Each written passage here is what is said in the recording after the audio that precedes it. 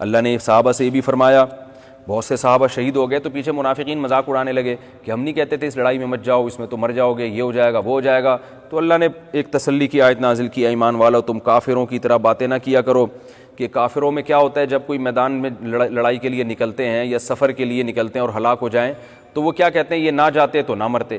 اللہ فرماتے ہیں ایسے مت کہا کرو، بلکہ تم کیا کہا کرو کہ واللہ یحیی و یمیت، بھائی موت زندگی اللہ کے ہاتھ میں.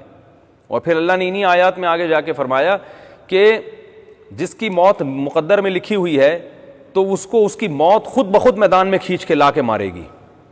تو اس لیے موت زندگی جب اللہ کے ہاتھ میں ہے تو اللہ کے احکام کو فالو کرو.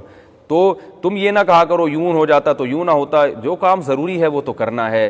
جب اس پہ خیر مرتب ہو گئی تو بھی ٹھیک ہے، اگر کوئی آزمائش آ گئی تو کہہ دو کہ بھئی یہ آزمائش ہمارے مقدر میں لکھی ہوئی تھی. لن یصیبنا الا ما کتب اللہ لنا، ہمیں وہی مصیبت پہنچی ہے جو ہمارے مقدر میں لکھی ہوئی تھی. ہوا مولانا، وہ ہمارا دوست ہے، وہ پریشانی دینے میں بھی ظالم نہیں ہے، ہماری خیر خواہی مقصد ہے.